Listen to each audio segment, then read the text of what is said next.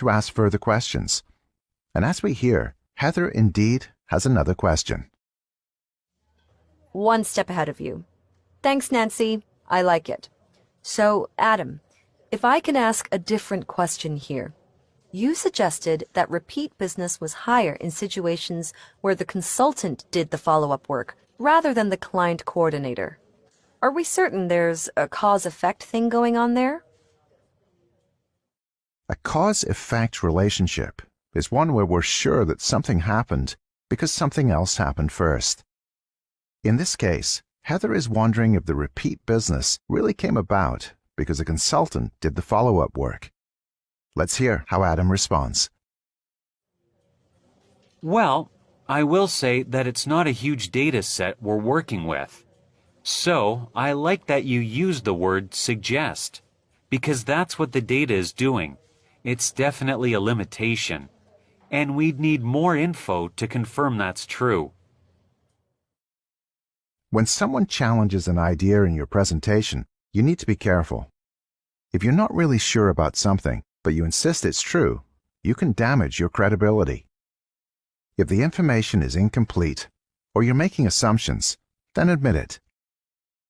There are always limitations to our knowledge, perspectives, and data, and in most cases, the best thing to do is to acknowledge this. It doesn't invalidate your ideas, but it does make you sound reasonable and logical. Let's run through some other ways of admitting limitations to the ideas we presented. Yes, that's very true. We would really need to talk to more people to confirm this. One thing to keep in mind is that these statistics are from 2 years ago. Are these things true about all our branches? Well, we don't really know for sure. One limitation here is that we've only tried this with one team so far. Now let's hear Heather explain her concern and listen as Adam wraps up his presentation. Basically, Heather is wary or worried about giving more administrative work to consultants. Yeah, because I'm wary of shifting admin tasks to consultants unless there's a clear return on it. Fair enough. I've already asked Olivia to take a closer look, so we'll have to return to this once we get more data. Now, just to be mindful of time here, if anybody has any further questions, I'll be happy to follow up in Teams or call me anytime. Please don't hesitate to share your thoughts. And with that, I'll wish you a good rest of the day. Thanks, everyone. One thing you'll hear in Adam's wrap-up is that he wants to be mindful or aware of time. One of the biggest complaints about presentations and meetings is that they go on too long. So respect your audience's time by finishing on time or even before your time is up. Of course, there might be more questions that you haven't had time to deal with. In that case, simply do what Adam has done. Encourage people to come to you later with any questions or follow-up. Notice he also indicates how people can follow up by calling him or contacting him in Teams, which is Microsoft's video conferencing and collaboration platform. What are some other ways we can encourage further questions or follow-up? Let's try some more examples. Okay, so if you have any further questions, please just send me an email. I encourage you to contact me if you'd like to discuss this some more. We'll have to leave it there today, but I'll be happy to discuss these ideas later. We're out of time today, but do let me know if you'd like a follow-up chat. Throughout his presentation, Adam has demonstrated some great skills. In this final Q&A section, he's handled audience questions well and asked some of his own. And you can bet his audience is happy he wrapped up on time while still feeling that the presentation is complete.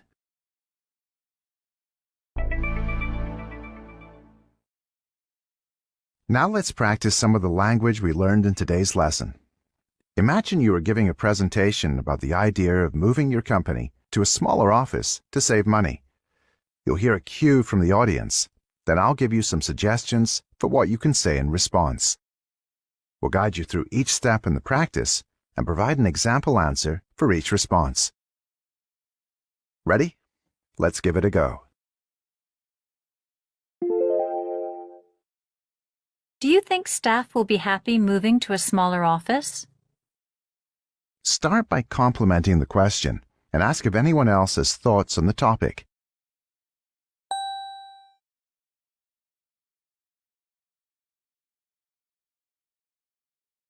Answer. Great question. And I'm curious, does anyone else have any thoughts on that? I think most people will be fine, especially if they understand the cost savings. Now thank the person and ask if people agree with the cost savings estimates.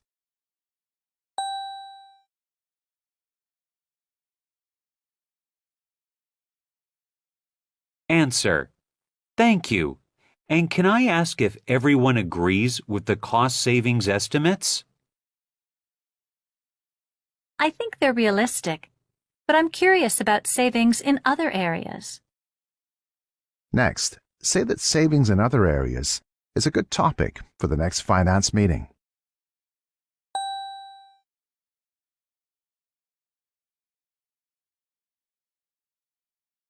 Answer. Savings in other areas could be a topic for the next finance meeting. Fair enough. Then, can I ask about possible changes in real estate prices? Now say that one limitation of your estimates is that they assume no changes in real estate prices.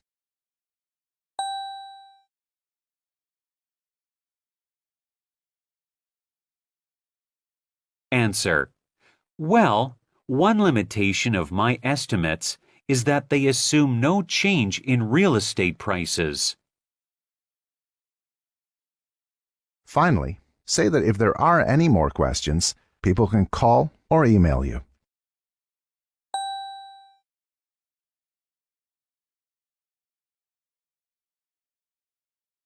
Answer. Great. Well, if there are any more questions, please just call or email me.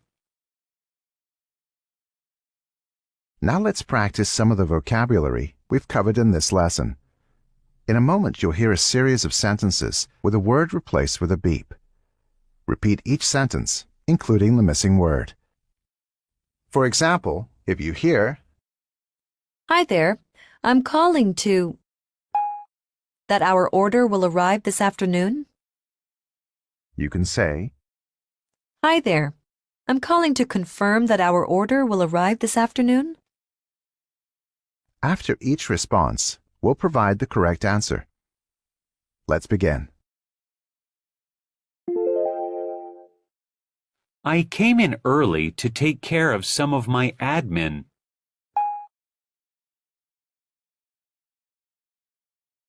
Answer.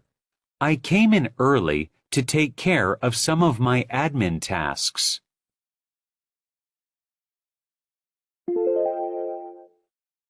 We've seen an excellent on our investments this year.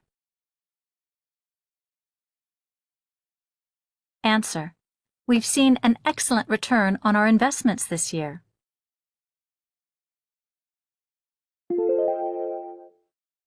If you have any questions, please don't to ask. Answer. If you have any questions, please don't hesitate to ask.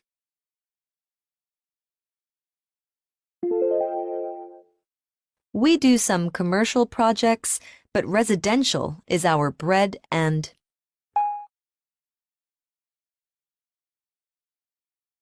Answer.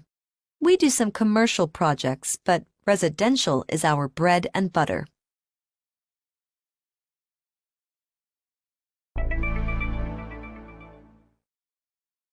We've reached the end of this lesson. the third in our series about online presentations. We've learned how to redirect a question to the audience, ask a question of your own, and how to suggest discussing something further at a later time. We've also looked at admitting limitations to our ideas and encouraging people to follow up later if they have more questions. For more practice, Premium members can access the online quizzes and PDF transcripts for this and other lessons on the BEP website. Not a member yet? Then head over to www.businessenglishpod.com and sign up for a free trial to preview some of the extra resources available to members. Thanks for listening, and see you again soon. Business Skills 360, the podcast that looks at the other side of business English. Hello, and welcome back to the Skills 360 podcast. I'm your host, Tim Simmons, and today I want to talk about how to connect with your audience during a presentation. You've probably heard all sorts of advice about delivering a good presentation. But at the end of the day, every single presentation strategy is designed for one thing: connecting with your audience. In fact, if you don't connect with your audience, you might as well pack up your PowerPoint and head home. You need to build a bridge to send your message across. No bridge, no message. And don't think you need to be an easygoing extrovert to connect with an audience. This is something that you can learn to do well. Today, I want to focus on what you do before you actually take the stage. Yes, before you even lay eyes on your audience, you can start thinking about how to connect. You'll need to do some thinking about your audience and plan accordingly.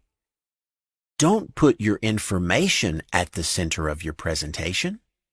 Put your audience at the center. Think for a second about a presentation that you felt wasn't up to snuff. What was wrong with it? Maybe the presenter told you things you already knew, or told you things you never really wanted to know in the first place. Or maybe he was just plain boring. Whatever the case, chances are that presenter didn't put you, the audience member, at the center of his presentation. He put himself, or the information. So, to avoid this blunder, find out who your audience will be. What's their background? Are they similar to you? Do they work in the same job, company, or industry? What's their level of knowledge? These are all questions you should keep in mind as you plan, because what you say and how you say it is vastly different depending on your audience. Would you give the same presentation, for example, about your company's history to a flock of eager college grads and to a small group of senior executives from a foreign company? Hopefully not. Once you've got a handle on who you'll be talking to, you can consider what they want or need to know. Put yourself in their shoes and ask, what would I expect out of this presentation? Then design your presentation to satisfy those expectations. You might think this seems self-evident, but it's not. In copywriting, there's something called the red pen rule. This rule says that once you've got what you think is tight and compelling text, take out your red pen and nix 30% of the words. Most presenters would be wise to follow this advice with the information they include. there's usually 30% of a presentation that shouldn't make the final cut. It's that 30% of irrelevant stuff that can kill your connection with the audience. Now, here's another important consideration about content. Don't just give them the what, give them the why and the so what. Presenters who focus on the what drone on about strategy X or sales figures for Y or new research on Z. But why do X, Y, and Z matter? And so what if they're true? In other words, what are the implications of all this information? I'm talking here about giving context to what you're saying. It has to fit into the big picture or purpose. Another way to connect with your audience is by working with people's innate need for stories. We like information to be wrapped up in a narrative. Stories make information meaningful. You don't have to just take my word on this. Chip and Dan Heath wrote a book called Made to Stick about why some ideas survive and others die. And yes, they'll tell you that using stories is one of the best ways to make an idea sticky. In fact, ask any 21st century business guru, and they'll tell you about the importance of storytelling. All right, so you understand who you'll be talking to, and you have a plan for a tight, compelling presentation that includes the why and the so what, and tells a story. Now it's time to connect. And that starts when you arrive early for your presentation and start building rapport with people coming into the room as you set up. Ask them questions to learn something about them. What do they do? What matters to them? What are they working on? What are their thoughts on the topic of the presentation? If you break the ice like this, even with just a few individuals, you'll start out with allies in the room, and you'll be less nervous. And the information you glean in this way is golden. You can find ways to tie it in with your presentation and really make your talk speak to people. And that's what we'll look at next time. All the things you can do during your presentation that will help you make an even better connection. That's all for today. If you'd like to test yourself on what we've just covered, have a look at the businessenglishpod.com website. There, you'll find a quiz about today's show, as well as a complete transcript. So long, and see you again soon. Business Skills 360, the podcast that looks at the other side of business English. Hello, and welcome back to the Skills 360 podcast. I'm your host, Tim Simmons, and today I want to look at how you can connect with your audience while you're actually delivering your presentation. It's easy to leave your connection with the audience to chance. I mean, you might think that giving a presentation should be about conveying a message rather than connecting with your audience. But I assure you, whatever your message is, you'll get it across with much greater success if you have a good connection with your audience. And that connection isn't a chance occurrence. You have to work on it. Last time, I gave you some tips on what you can do before you start your presentation. Today, I want to talk about what you can do during your presentation. And a great place to begin is at the beginning. One thing you should definitely do in your opening is to tell your listeners why your presentation matters. That might sound like this. The information I'll give you today will help you come to a decision about such and such. Or it might be, today I'd like to share some ideas that could completely change the way you talk to your customers. In your opening, it's also a good idea to provoke their curiosity with something interesting and relevant. That could sound like this. 10 years ago, I was working at a conference just like this, as a cleaner. Or maybe, we had some pretty big goals for the third quarter. So, did we actually meet them?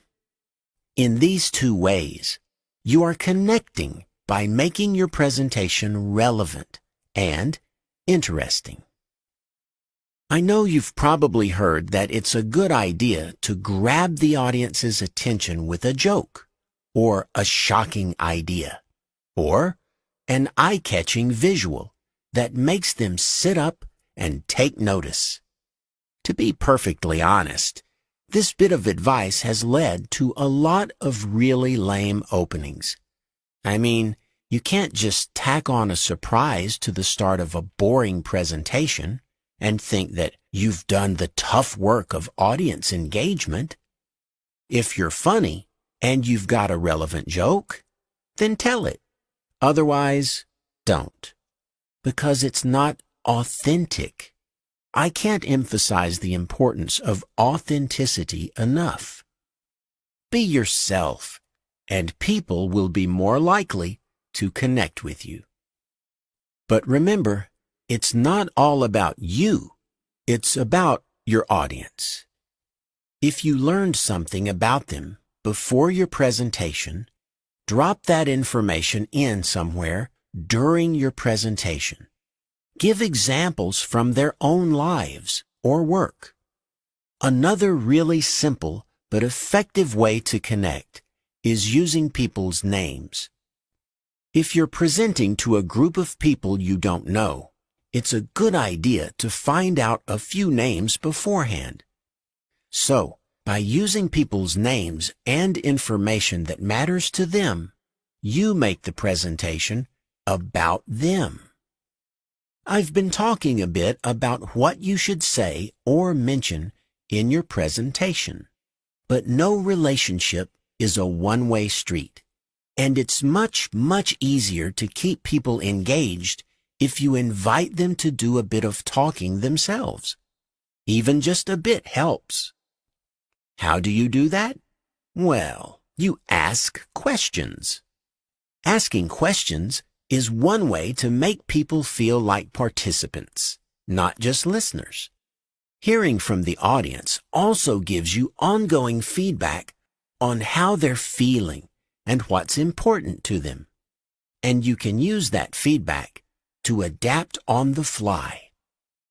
Now, remember last time I mentioned that connecting with your audience starts before you actually begin? Well, it also continues after you finish. Don't plan to sprint out of the room once you've flicked the switch on the projector. Make yourself available. Stick around to answer questions. Keep the conversation going.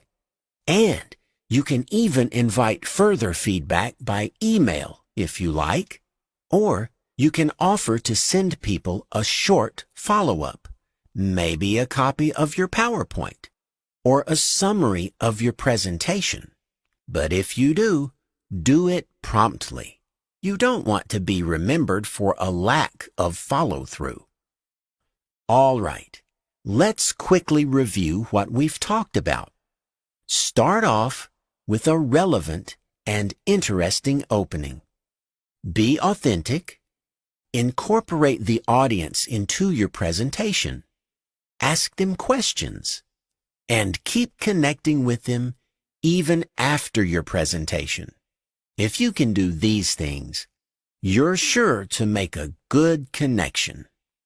And if you've got a good connection, you'll be better able to inform, instruct, inspire, or persuade.